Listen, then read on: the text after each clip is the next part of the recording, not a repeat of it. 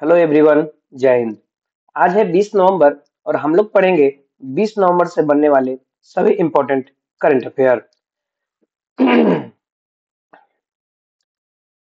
तो चलते हैं, कल की क्लास में जो हम लोग पढ़े थे उसका डिस्कशन कर लें। तो किस देश ने नार्को आतंकवादियों के खिलाफ ऑपरेशन सदर्न स्पीयर शुरू किया है? तो ये अमेरिका किया। 100% साइबर धोखाधड़ी प्रतिक्रिया प्रणाली वाला भारत का पहला राज्य कौन बन गया? तो ये गोवा बना है। हाल ही में फ्रांस का सेवेरियर पुरस्कार किसे प्रदान किया गया? कोटा थरानी को किया गया है। रविंद्र जडेजा ने टेस्ट क्रिकेट में 4000 रन और 300 प्लस विकेट लेने वाले कौन से भारतीय खिलाड़ी बने? तो ये दूसरे बने हैं। और अगर ओवरऑल देखा जाए तो ये चौथे हैं। किस राज्य में हर साल रोलेन रोलेन उत्सव मनाया जाता है? हिमाचल प्रदेश में। किस राज्य सरकार को सुप्रीम कोर्ट ने सारंडा वन को वन्य जीव अभयारण्य घोषित करने का आदेश दिया? झारखंड। आईपीएल 2026 से पहले राजस्थान रॉयल्स के हेड कोच के रूप में किसे नियुक्त किया गया? कुमार संगकारा को।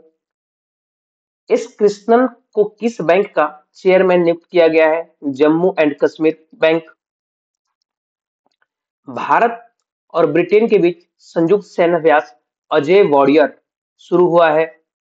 नासा का सेंसियम 6B सैटेलाइट किसके द्वारा सफलतापूर्वक लॉन्च किया गया? स्पेस एक्स के द्वारा।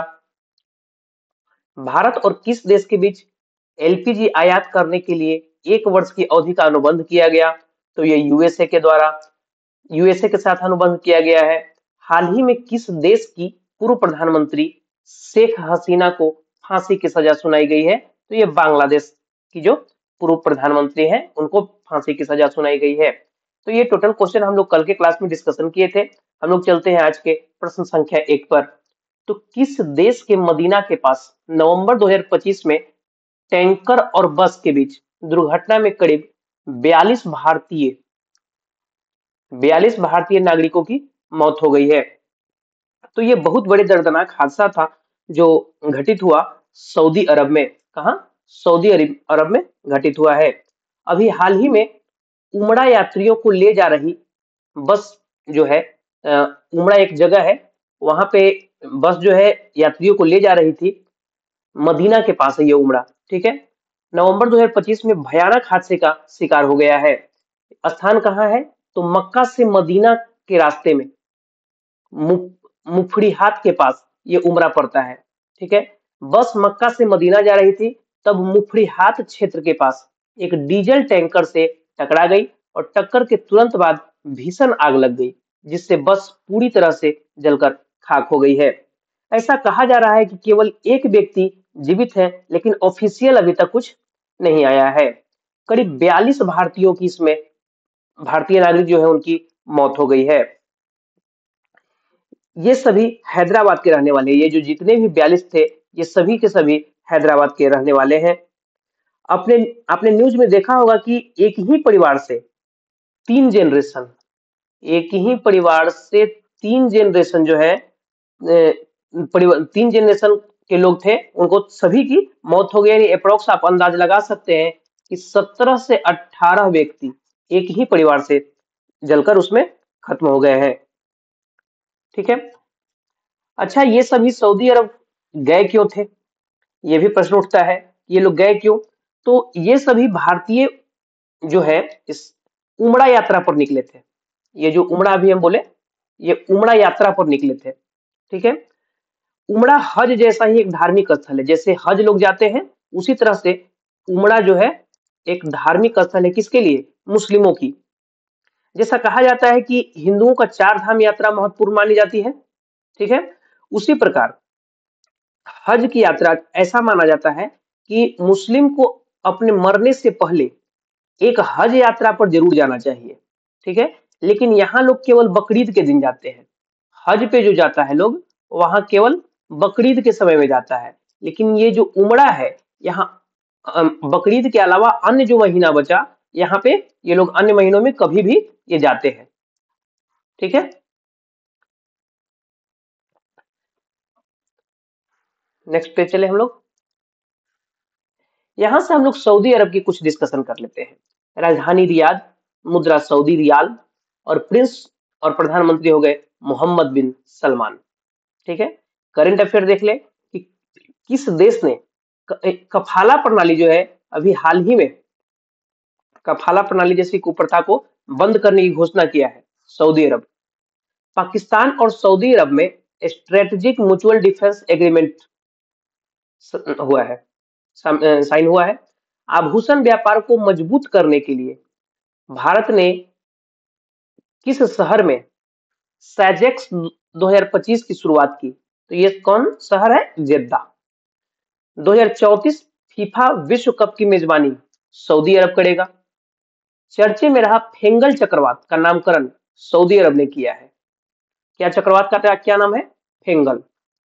स्लीपिंग प्रिंस के नाम से मशहूर प्रिंस अल वलीद का जुलाई 25 में निधन हो गया। वे किस देश से संबंधित है? सऊदी अरब से। Sleeping Prince. आप यहाँ कुछ सऊदी अरब को अगर आप मैप के थ्रू देखिएगा तो ये है आपका अरब प्रायद्वीप। अरब प्रायद्वीप का सबसे बड़ा कंट्री जो है ये आपका सऊदी अरब। ठीक है। इस तरफ आपको इंडिया मिलेगा, यहाँ पे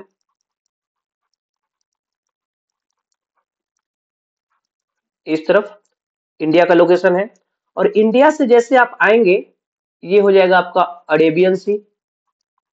ठीक है। यहां से आप आगे बढ़िएगा तो यहाँ पे बाब अल मंदेव है।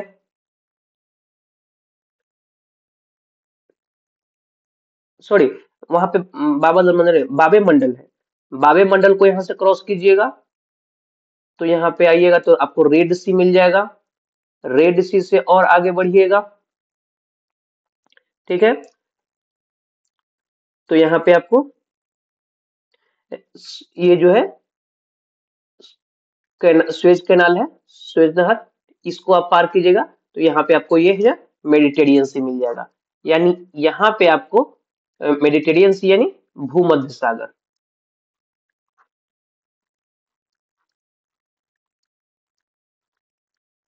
भूमध्य सागर का लोकेशन ये है, यहीं पे है। ठीक है। नेक्स्ट क्वेश्चन चलते हैं हम लोग। बाल यौन शोषण, दुर्व्यवहार और हिंसा की रोकथाम और उपचार के लिए विश्व दिवस कब मनाया जाता है? ठीक है। तो ये आयोजित किया गया है नवंबर महीने के 18 तारीख को। इस दिवस का उद्देश्य यौन शोषण और दुर्व्यवहार को रोकना तथा इससे पीड़ित लोगों की मदद करना है। ठीक है। इस दिवस के लिए प्रस्ताव को अफ्रीकी देश सिएरा लियोन और नाइजीरिया ने रखा था। इस दिवस ये जो दिवस मनाया जा रहा है इसका प्रस्ताव कौन रखा? अफ्रीकी देश सिएरा लियोन और नाइजीरिया। इसका 110 से अधिक देशों ने इसका समर्थन किया था। 21 नवंबर 2022 को यूनाइटेड नेशन जनरल असेंबली जो है इस दिवस को मनाने की मंजूरी दे दी। ठीक है। Next question. किस स्थान पर 20वां अंतरराष्ट्रीय त्रिपिटक जप समारोह शुरू किया जाएगा? तो ये आयोजित किया जाएगा कहां? तो बोध गया में। ठीक है। बिहार में है। ये नेक्स्ट मंथ होने वाला है।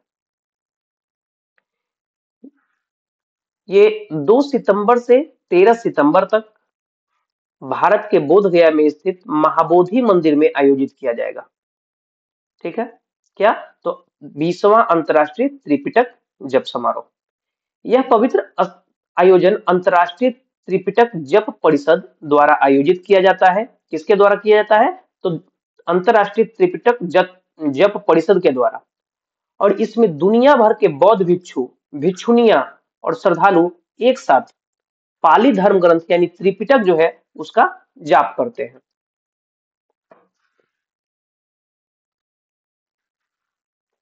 यहाँ से बौद्ध धर्म के बारे में हम कुछ देख ले।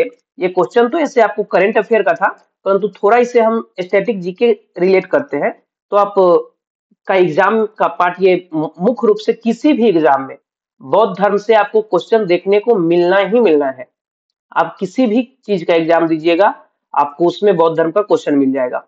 तो उसके लिए आपके लिए हमने ये स्लाइड ऐड किया है कि बौद्ध धर्म के संस्थापक गौतम बुद्ध थे। इनके बचपन का नाम सिद्धार्थ था, ठीक है, और आगे चल के इनका नाम गौतम हो गया था।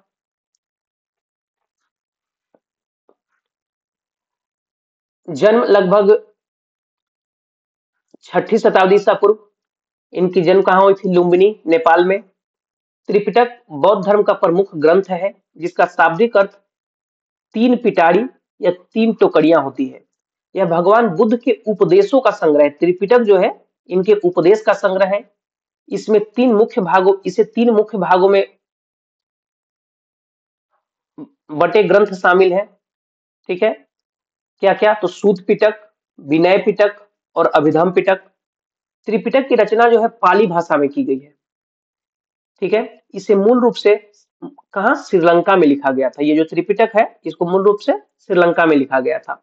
हम लोग यहाँ से बौद्ध संगीति की बात कर लेते हैं। बौद्ध धर्म में 4 संगीतियां हुई थी। जब महात्मा बुद्ध की मृत्यु हो गई थी उसके बाद 4 संगीतियां हुई थी। प्रथम संगीति, द्वितीय संगीति, तृतीय और ये चतुर्थ, ठीक है। तो प्रथम बौद्ध संगीति जो है 483 बीसी में, दूसरा 383 बीसी, तीसरा 255 बीसी और चौथा जो है प्रथम शताब्दी में हुआ था। कहां कहां हुआ? क्वेश्चन ये भी आता है। राजगृह, वैशाली, पाटलिपुत्र, एक मिनट,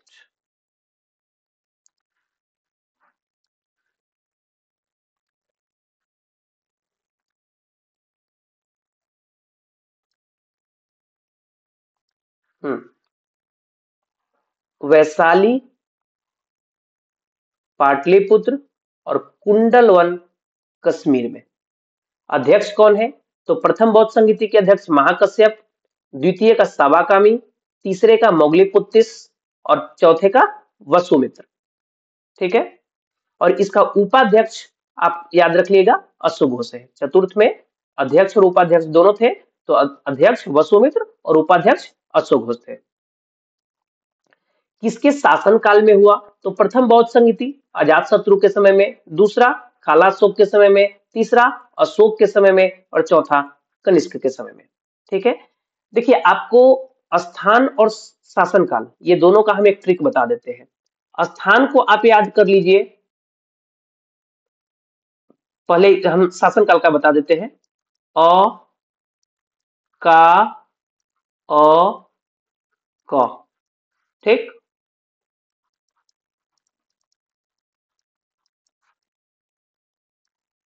ये हो गया आपका शासनकाल का। अ से अजातशत्रु, का से कालाशोक, अ से अशोक, क से कनिष्क। अब कहिएगा कि अ तो दो बार आ गया, कैसे हम जाने कि अशोक पहले के अजातशत्रु? तो जो याद रखिए, जो बड़ा है वो ऊपर में होगा, जो बड़ा है वो पहले आया था। जो पहले आता है वो पहले जो जन्म लिया वो बड़ा भाई रहता है। तो उसी प्रकार जो प्रथम बौद्ध संगीति हुई है तो वो बड़ा है, ठीक है। तो अजात शत्रु देखिए कितना बड़ा है, अजात शत्रु, ठीक है। और अशोक मात्र 3 वर्ड का है, तो जो बड़ा है वो पहले, जो छोटा है वो बाद में, ठीक है। अगर आप स्थान की बात कीजिएगा तो उसमें आप याद कर लीजिएगा रा, वै, पा, क, रावय पाक, राजगृह, वैशाली, पाटलिपुत्र और कुंडलवन, ठीक है। हम लोग यहां से देखते हैं कि बुद्ध से संबंधित घटनाएं और प्रतीक क्या है। तो कमल जो है इनके जन्म से संबंधित है, जन्म का प्रतीक है। घोड़ा गृह त्याग से संबंधित है। पीपल इनके ज्ञान प्राप्ति से, और स्तूप जो है इनके मृत्यु का प्रतीक, ठीक है। इन्हें ज्ञान प्राप्ति के बाद इन्हें बुद्ध नाम बुद्ध कहा गया था, ठीक है। और वहीं से इनका फिर नाम गौतम बुद्ध पड़ गया। नेक्स्ट क्वेश्चन हम लोग देखें। तो हाल ही में किसे बाल अधिकारों के लिए यूनिसेफ इंडिया की सेलिब्रिटी एडवोकेट नियुक्त किया गया है? तो साउथ के सुपरस्टार कीर्ति सुरेश को, किनको? कीर्ति सुरेश को अभी हाल ही में यूनिसेफ इंडिया का सेलिब्रिटी एडवोकेट नियुक्त कर दिया गया है।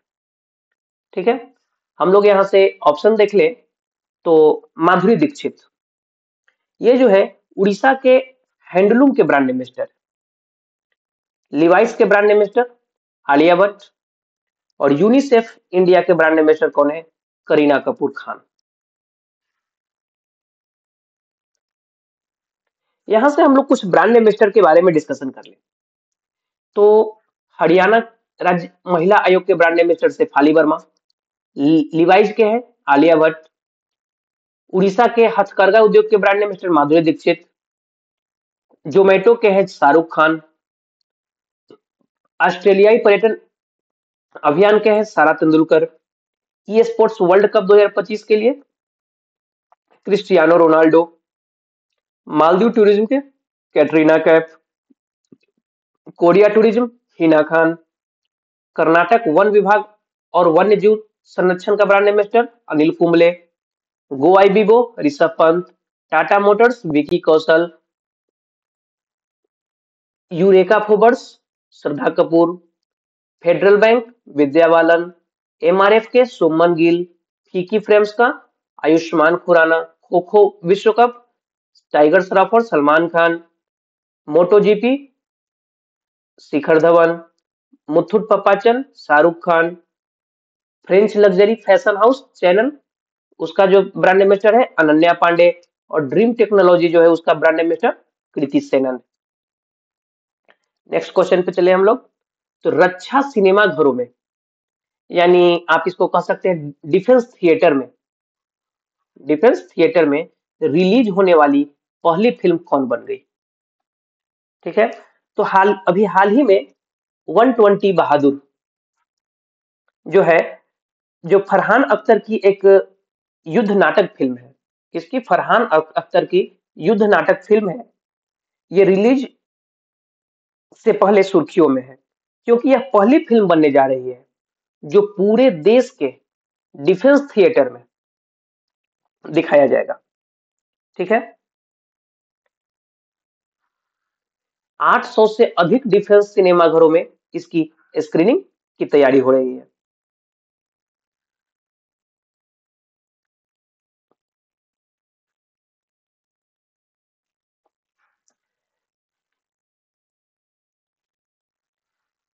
नेक्स्ट क्वेश्चन चले हम लोग। कुशल दलाल किस खेल से संबंधित,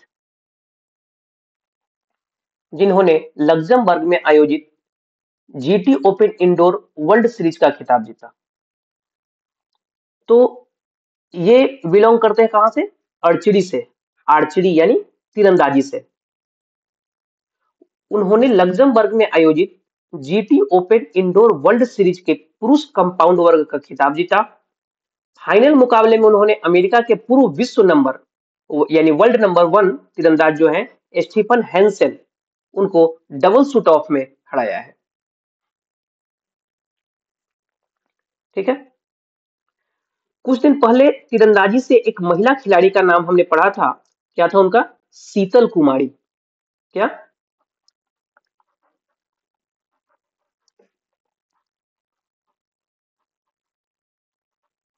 शीतल कुमारी। किस राज्य सरकार ने हॉर्नबिल महोत्सव के लिए ब्रिटेन को साझेदार देश के रूप में नामित किया है? तो देखिए, नागालैंड में धूमधाम से ये जो हॉर्नबिल है ये मनाया जाता है। हॉर्नबिल फेस्टिवल जिसे त्योहारों का त्योहार भी कहा जाता है, तो इसके लिए नागालैंड ने हॉर्नबिल महोत्सव के लिए ब्रिटेन को साझेदार देश बनाया है। ठीक है, इस महोत्सव का आयोजन 1 से 10 दिसंबर तक कोहिमा के किसामा में होगा। यहां से हम ऑप्शन की बात कर ले तो मणिपुर में संघाई महोत्सव का आयोजन किया जाता है, गोवा में रिसेंटली पर्पल फेस्ट का 3rd एडिशन किया गया है,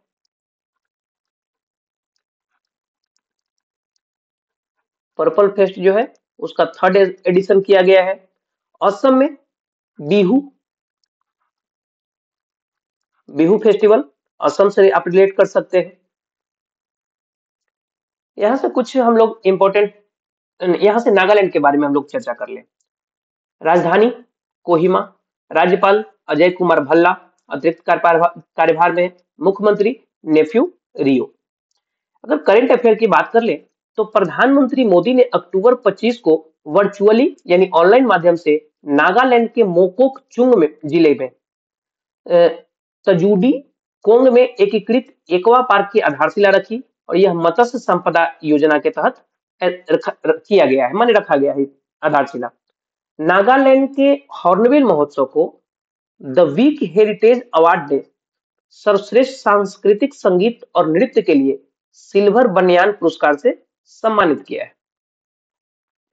ठीक है, नेक्स्ट क्वेश्चन चले हम लोग। तो मुंबई में एशियाई बीज कांग्रेस 2025 का उद्घाटन किसने किया? तो अभी हाल ही में शिवराज सिंह चौहान। कौन? शिवराज सिंह चौहान, जो कि कृषि मंत्रालय संभाले हुए हैं। इन्होंने महाराष्ट्र की राजधानी मुंबई में,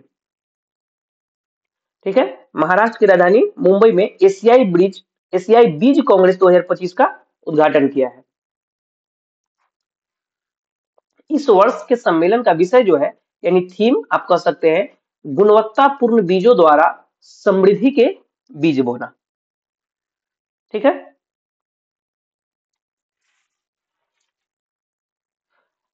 अगर यहां से ऑप्शन की बात कर ली जाए तो पीएम मोदी ये देश के तीसरी बार प्रधानमंत्री बने हैं। ठीक है, इनका निर्वाचन क्षेत्र जो है क्या हो जाएगा? वाराणसी। इसके अलावा ये नीति आयोग के अध्यक्ष भी है। ठीक है, हम लोग राजनाथ सिंह की बात करें तो डिफेंस मिनिस्ट्री यानी रक्षा मंत्रालय संभाले हुए हैं राजनाथ सिंह। फाइनेंस मिनिस्ट्री यानी हमारा जो वित्त मंत्रालय है ये निर्मला सीतारमन जी संभाली हुई है। राष्ट्रीय गोपाल रत्न पुरस्कार 2025 में सर्वश्रेष्ठ डेयरी किसान का पुरस्कार किसे मिला है? ये मिला है अरविंद यशवंत पाटिल को। किनको? अरविंद यशवंत पाटिल को। इसका ऑप्शन ए राइट आंसर हो जाएगा। डेयरी क्षेत्र में उत्कृष्ट कार्यों के लिए उन्हें सम्मानित किया गया है और यह पुरस्कार स्वदेशी नस्लों के संरक्षण को बढ़ावा देता है। बानू मुश्ताक, इनका जो रचना था क्या था? Hot lamp.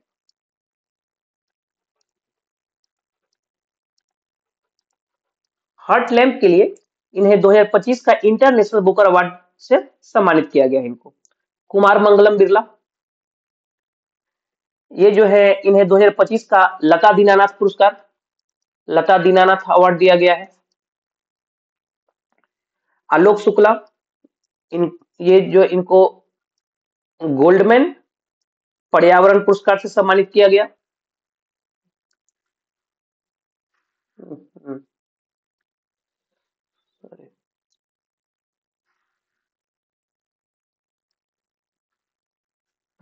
इनको गोल्डमैन पर्यावरण गोल्ड सॉरी दोस्तों,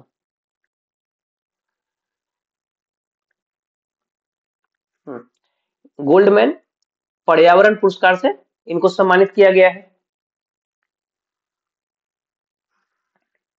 ठीक है, नेक्स्ट क्वेश्चन चला जाए। हर वर्ष 19 नवंबर को कौन सा अंतरराष्ट्रीय दिवस मनाया जाता है? तो देखिए नवंबर महीने की 19 तारीख को इंटरनेशनल मेंस डे क्या मनाया जाता है? इंटरनेशनल मेंस डे यानी कि अंतरराष्ट्रीय पुरुष दिवस मनाया जाता है। यह दिवस पुरुषों के योगदान और स्वास्थ्य मुद्दों पर जागरूकता के लिए मनाया जाता है। कई देशों में इस अवसर पर विविध कार्यक्रम आयोजित किए जाते हैं। यहां से हम लोग ऑप्शन रिलेट करें तो वर्ल्ड हेल्थ डे की बात की जाए तो ये कब मनाया जाता है? 7 अप्रैल को। ठीक है, विश्व स्वास्थ्य दिवस, क्योंकि इसी दिन WHO यानी वर्ल्ड हेल्थ ऑर्गेनाइजेशन की स्थापना 1948 में किया गया था यानी हुआ था। आप इंटरनेशनल यूथ डे यानी अंतरराष्ट्रीय युवा दिवस की बात करते हैं तो ये 12 अगस्त को। ठीक, अगर यहीं पे हम राष्ट्रीय युवा दिवस की बात कर लें तो 12 जनवरी को मनाया जाता है। अंतर्राष्ट्रीय महिला दिवस ये कब मनाया जाता है? 8 मार्च को। और यही राष्ट्रीय महिला दिवस की हम बात कर ले तो ये 13 फरवरी को। ठीक है, नेक्स्ट क्वेश्चन चले। विश्व शौचालय दिवस कब मनाया जाता है? तो ये भी नवंबर महीने जो है इसके 19 तारीख को विश्व शौचालय दिवस मनाया जाता है। ठीक है, इसकी थीम क्या है? बदलती दुनिया में स्वच्छता पर केंद्रित, यानी सैनिटेशन इन अ चेंजिंग वर्ल्ड। ठीक है,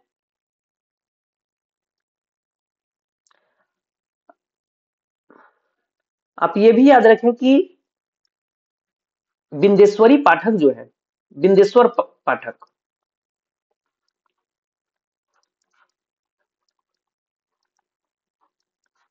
बिंदेश्वर पाठक जो है सुलभ शौचालय के संस्थापक थे। और इन्हीं के प्रयासों से यूएन जो है, ठीक है, यूनाइटेड नेशन, 19 नवंबर का जो दिन है विश्व शौचालय दिवस के रूप में घोषित किया है। किनके प्रयास से? बिंदेश्वर पाठक। इनका नाम आप याद जरूर रखिएगा। यहां से हम लोग नवंबर के कुछ महत्वपूर्ण डाटा को देख लें, डेट को। तो विश्व वैगन दिवस 1 नवंबर, विश्व सुनामी जागरूकता दिवस 5 नवंबर, राष्ट्रीय कैंसर जागरूकता दिवस 7 नवंबर, 5 नवंबर को इस बार गुरु नानक देव जी की 556वीं जयंती मनाई गई।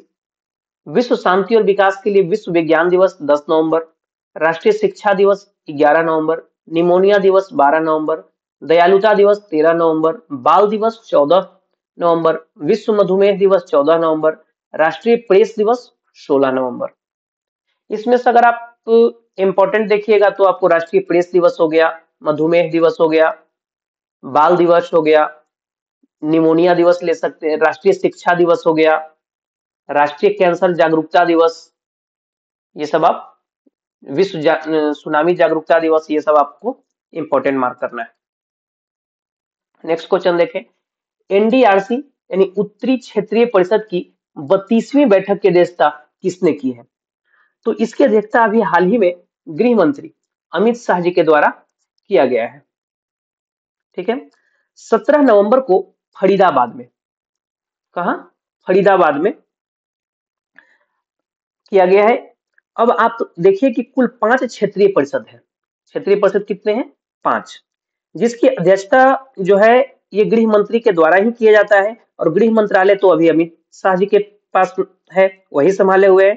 तो 5 प्रमुख क्षेत्रीय परिषद जो है उसको हम अगर देखें तो पहला जो है आपका उत्तरी, दूसरा मध्य, तीसरा पूर्वी, चौथा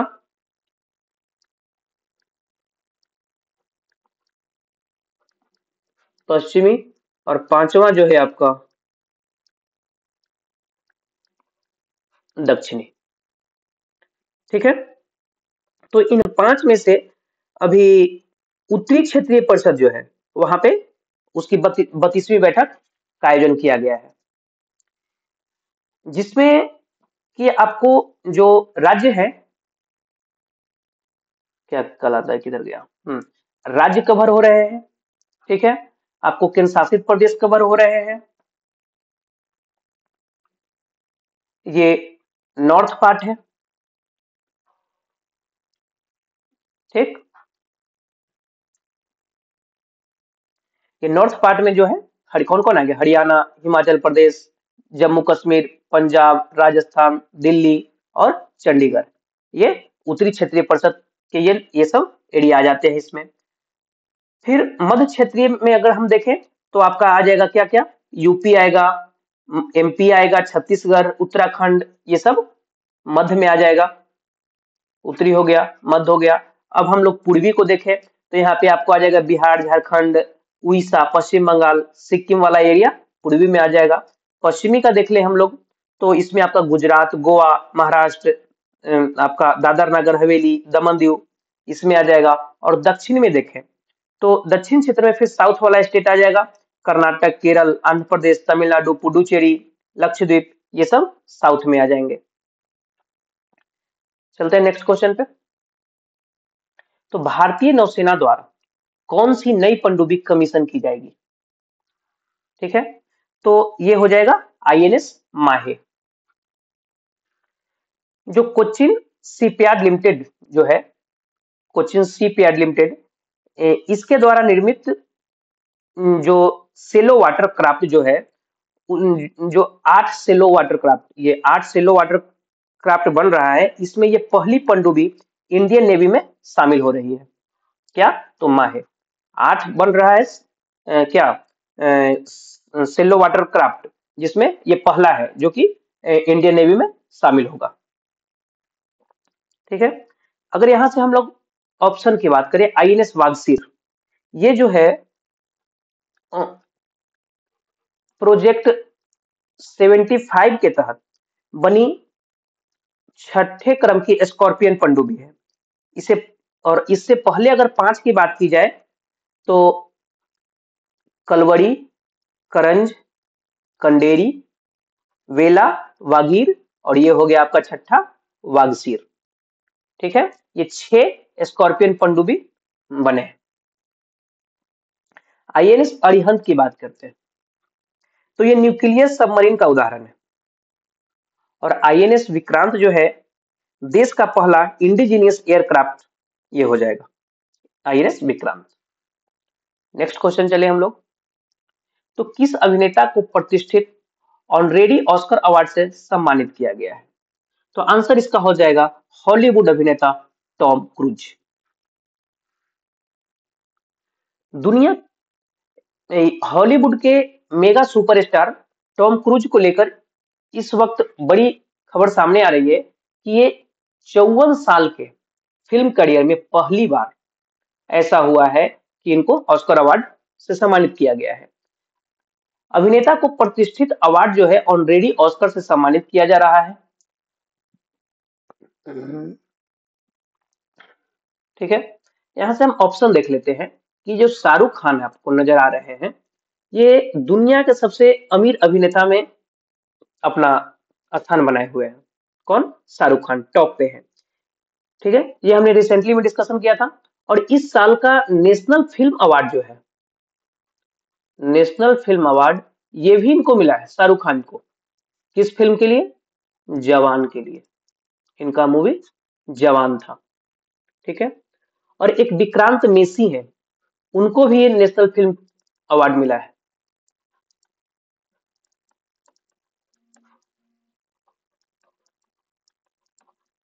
ठीक है, विक्रांत मेसी को, उनको किस लिए? 12th फेल के लिए।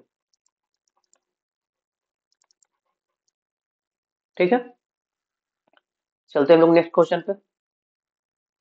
कल के क्लास में हमने आपसे प्रश्न पूछा था कि हाल ही में जारी किए गए वैश्विक जलवायु जोखिम सूचकांक 2025 में भारत किस स्थान पर रहा? तो ये भारत 15वें स्थान पे रहा है, इसका राइट आंसर हो जाएगा। नेक्स्ट क्वेश्चन चले तो हाल ही में 6ठा विनवैक्स सैन्य अभ्यास भारत और किस देश के बीच शुरू किया गया है? तो ये भारत और वियतनाम के बीच किया गया है, इसका राइट आंसर हो जाएगा।